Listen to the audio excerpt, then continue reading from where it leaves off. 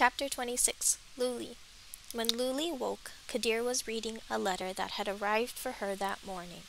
She knew without looking that it was an invitation to the wali's residence.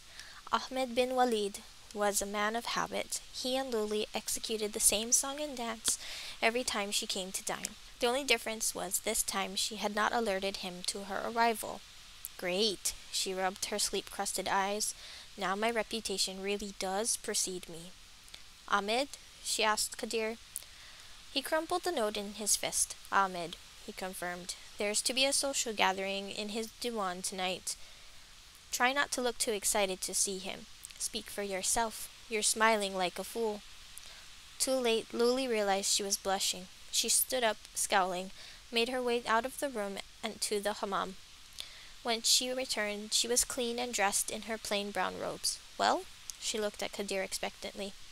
Are we getting iftar or not? In daylight, the city was lively and colorful, the winding streets filled with laughing children and gossiping adults wearing all manner of colorful robes and clothing. Pale box-shaped houses loomed above them, their circular windows crisscrossed with latticed patterns. Clothing lines stretched between the upper floors, providing a temporary and unlikely unintended reprieve for migrating pigeons. On the ground, the city's dirt paths were lined with palm trees and carts, the latter of which had sides decorated with bright paintings.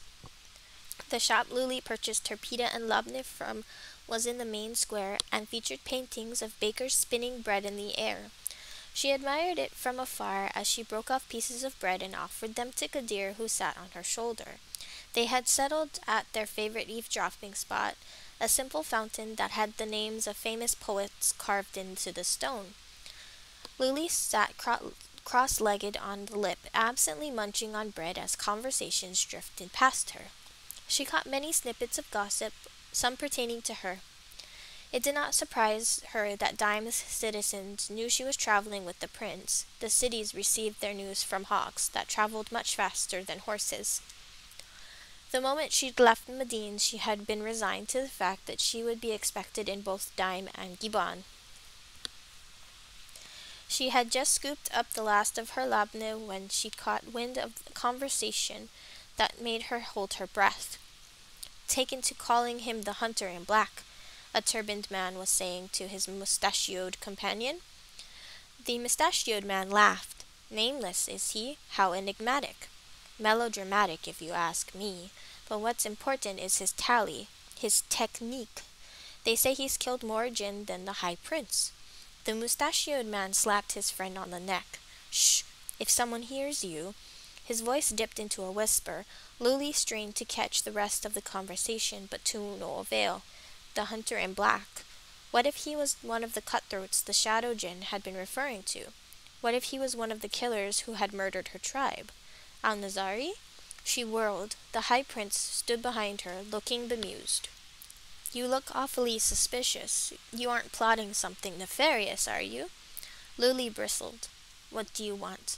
The prince's smile faded as he glanced at her injured hand. Luli stuffed it into her pocket without thinking. She had bound it with fresh bandages this morning, but bindings would not hide the flexibility of her fingers. Omar cleared his throat. I wanted to apologize for injuring your hand. Luli blinked. What? His brow furrowed with something that looked startlingly like concern, but the expression was gone as quickly as it had appeared. The smirk returned. I said, apology accepted. She turned away, heart thudding. The truth was that the prince had saved her from herself. He had saved himself from her. She could hardly expect him to apologize for that, but I won't thank him. No one in his crooked family deserves my thanks. She was already walking away when he called after her. See you tonight. Luli did not respond. Of course, Omar had been invited to tonight's gathering. She was filled with dread at the prospect of having to navigate a conversation with Ahmed bin Walid while he was there. She made it to the inn before she realized she'd forgotten to follow the gossipers in the souk. Kadir sighed in her ear. Off to a great start, aren't you? Her mood had not improved by the time evening rolled around, and it only worsened when she stepped into the wali's courtyard. It was both the most beautiful and the most grotesque garden she'd ever laid eyes upon. The evergreen labyrinth filled with flowering trees and glittering ponds. Lantern-lined bridges curved over the water while marble statues posed in various locations across a grassy field. She had no doubt Ahmed's visitors thought it was a serene place, but Luli could never think it peaceful when the land was soaked with silver blood. And the statues, they were awful. Sculpted to look like dying jinn, they were the most tasteless decor she'd ever seen. They seemed to reach toward her desperately, eyes bulging, mouths open in horror. Luli was reminded of the drowning men in the mosaic from the ruins. She tried not to look at them as the Wali's guards led them through a jinn-made forest to the Dewan. She did not want to mull over the fact that back when he'd been alive, Ahmed's father had created the statues to commemorate his kills. Though Ahmed himself always grieved his victims, the statues were a reminder of the murderous legacy he carried on. She glanced over her shoulder at Kadir, who openly wore his contempt on his face. Even the forest, for all its beauty, had an oppressive air to it. There was something about the trees, which had grown so close together they all but blocked out the moonlight, and there was that damned sound the wind made as it passed through the leaves, an ominous rattling moan that always made her skin prickle. Luli was relieved when they finally emerged and came to the Dewan in the center of the courtyard. A set of stairs led up to a large wooden platform nestled between two flowered hedges, and balanced atop them was a wood ceiling with an opening in the center that offered the view of the stars. More than once, Luli had sat beneath it with only the Wali for company, eyes closed as she leaned against his shoulder and told him of her relic-finding adventures. She had shared stories about the ghouls she'd faced with Kadir, of the cliffs she'd scaled and the oceans she'd crossed. Ahmed was a good listener and always enthusiastically asked for more details. Luli hated that he was so easy to confide in. He was a damned hunter. He did not deserve her trust. With conscious effort, she pulled herself out of the memory and focused on the Dewan. The room was filled to capacity with decadents reclining on cushions and exchanging gossip over luxurious foods and wine. Luli sighed into her scarf as she entered. A Rawi reciting poetry went mute, and the musician on stage stopped playing his ode. Luli ignored the quiet and focused on the Wali, who rose from a divan close to the stage. Ahmed bin Walid was dressed in layers of vibrant red and orange. His handsome face was uncovered, revealing features that glowed under the lantern light. Stubble shadowed the bottom half of his face, sketching his quirked lips in stark relief, and he had outlined his brown eyes with kohl, which made them seem bigger, brighter. He approached her with a dazzling smile. "Ah, our most important guests have arrived." Luli's heart fluttered with nerves as he stepped toward her. "He's just a man," she thought. "He has no power over me." Kadir set a steadying hand on her shoulder. "It is a pleasure to see you again, bin Walid." Ahmed clucked his tongue. "Ya, Kadir, you treat me like a stranger. We are friends, no?" Ahmed clapped him on the back before turning to Luli, a familiar question burning in his eyes, one she had left unanswered for months. Let him wonder. He would not be receiving an answer tonight either. "It's good to see you again, Saidi. The pleasure is always mine, Al-Nazari." He never stopped smiling as he turned to his guests. "Why so serious, my guests? Be merry, for tonight we have the Sultan's very own midnight merchant with us." Uproarious applause went up at the proclamation, and Luli fought the urge to shrivel into herself. The Sultan's midnight merchant? Were people really calling her that? The room unfroze after the ovation. Conversations resumed in earnest. The Wari began another poem, and the oud player started a song. Ahmed led Luli and Kadir to an area by the stage, where the High Prince and Aisha sat cross-legged on cushions, snacking on rose lokum and looking out of place. But then Luli felt the same way.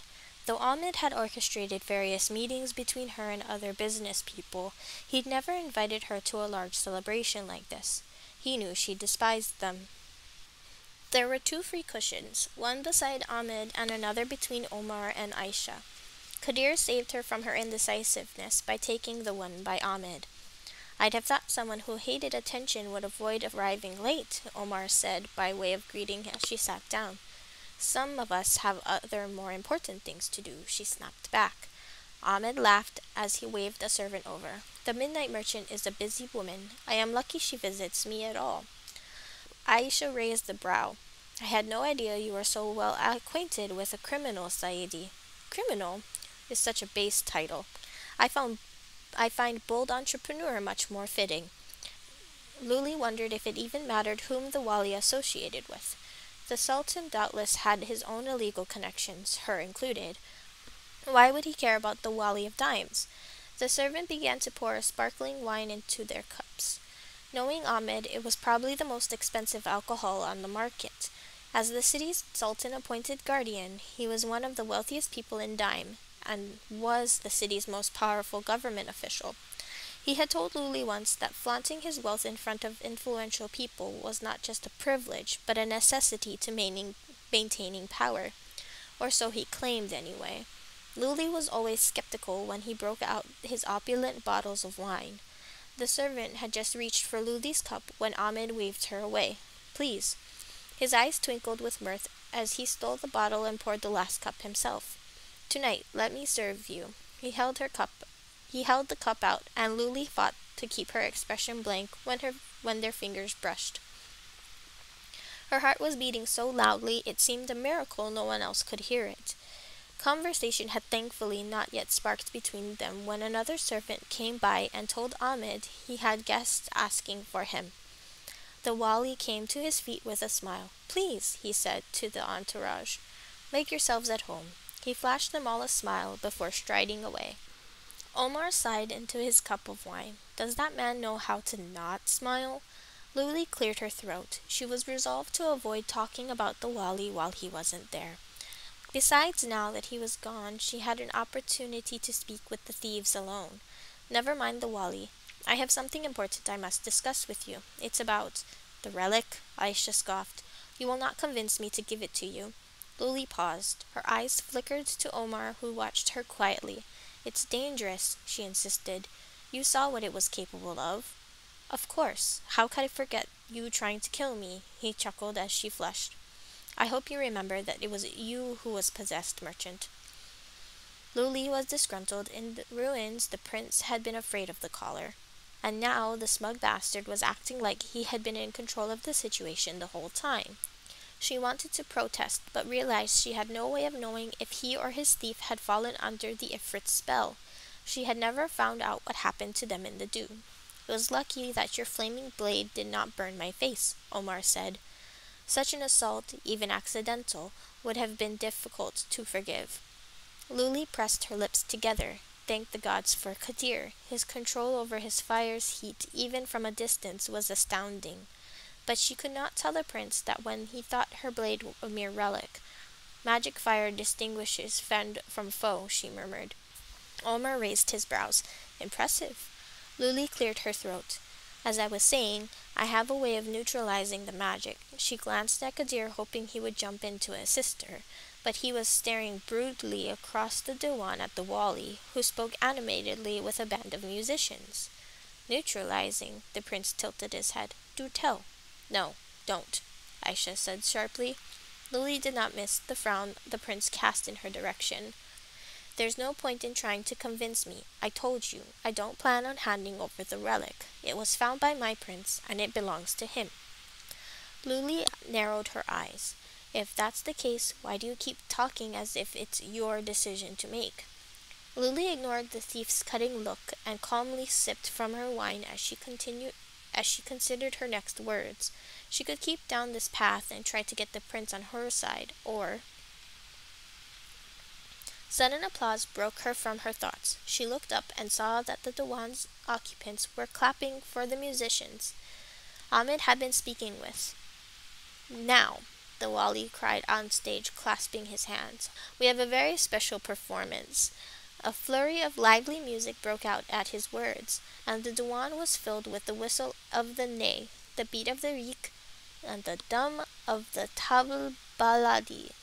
The room vibrated with an intoxicating energy, the kind that inspired strangers to seek out dance partners. This was how Luli found herself pulled into the crowd by a cheery young man who'd clearly had too much wine. She She glanced back at Kadir, but he just watched her amused, while Aisha and Omar retreated through the crowds. Cowards, Lily scowled, fleeing before we could finish our conversation. At first, she tried to run, but every time she fought the crowd, it pulled her back in. She gave up and begrudgingly started to dance, self-consciously at first, but then she became attuned to the rhythm of the melody with more confidence. The music became a current, carrying her through the steps of the debka and from one partner to the next. She was so immersed in the motions that she barely noticed her partners' faces. It was not until she saw a flash of a familiar smile that she looked up and saw Ahmed bin Walid approaching. He swept toward her gracefully, clasping their hands, his left and her good one, and raising them above their heads before she could slip away. He beamed at her. "Well met, Luli." She distanced herself as they circled each other. "Midnight Merchant will work just fine," she murmured. The last thing she needed was for everyone to notice his over-familiarity. Ahmed laughed. "My apologies. Tell me, Midnight Merchant, have you given my proposal any thought since our last meeting?" Luli stepped down too hard and stumbled over Ahmed's foot. He gripped her hand and caught her before she fell. She looked away from his face as he helped her up, and caught sight of the letters tattooed around his wrist like a shackle. 4 letters, a mim, a ka, a lam, and a sad. Muklis, loyal. Loyal to his gods, he had once told her. And then he had looked at her and said, "And if you will have me, loyal to you." He'd shown her the tattoo when he proposed to her, and now she could not stop looking at it, searching for it. 4 months ago he had proposed, and 4 months she had not answered him. It was cruel of her to leave the question unanswered for so long, but even crueler to try to forget it when she was not in dime. But Ahmed bin Walid was a jinn hunter, a politician. He was everything she hated, and yet she found herself inexplicably drawn to him. "You and I are the same," he had once said. "We suffer from wanderlust and find excuses to leave home." Only while Luli searched the desert for treasure, Ahmed hunted jinn. He killed them because it was his duty, he said. It was for his gods, his people. He even prayed for his victims. Luli had always told herself he meant well, that she could make him see the error of his ways. She hated that she thought he was worth the effort. That on those nights when it was just the 2 of them trading stories, she saw him not as a hunter, but as a kindred spirit, a man, not a monster. No, she could barely say the word, tight as her throat was. Not yet. Ahmed was, as always, emotionally unscathed. "I understand. You've been busy." He pulled her closer as another pair of dancers swept by. Luli caught hold of his sleeve to keep her balance. The motion turned her toward him, and she realized suddenly how close they were standing. Close enough she could feel the heat radiating off his body. Close enough she could have reached up to cup his face, and her heart hitched. She quickly readjusted herself to stand beside rather than in front of him, then refocused on matching his steps. Cross, kick, stomp. Cross, kick, stomp. Her legs felt uneasy, like they might give way beneath her at any moment. It was impossible to fixate on the warm press of his palm, on the firm but gentle curve of his fingers through hers. "Midnight Merchant." Ahmed leaned in close enough to whisper in her ear. She shuddered at the warmth of his breath against her neck. "I hope you know I do not mean to be overbearing. If ever you wish to speak to me about this, or anything else, my doors are always open. Remember that my home is your home if you wish it." "Your home," Luli swallowed. "You are too kind." Perhaps some day she would find the confidence to reject Ahmed bin Walid outright and stop hoping for something that tore her heart in two. But the thought of losing her connection with him was just as terrifying as putting a name on it in the first place. She'd always told herself it was easier to walk away from someone when she buried her feelings for them. She couldn't lose anyone she didn't commit herself to. And yet for months she'd been reluctant to cast off Ahmed. Lily was so distracted by her thoughts, she did not realize the other guests had swapped dance partners until she noticed them eyeing her and Ahmed. Curiosity plain in their raised brows and upturned lips. Luli was accustomed to the attention, but not this kind of attention. She abruptly pulled her hand out of Ahmed's and stepped away. Concern flashed over the Wally's face. He paused, suddenly noticing her bandaged hand. "What happened to your hand?" Instinctively, she hid it behind her back. "Just a minor injury," she mumbled. His eyes warmed with hope as he stepped toward her. "Tell me about it. We can catch up tonight once everyone is gone?" For a few moments she hesitated. She considered staying and recounting her quest with him.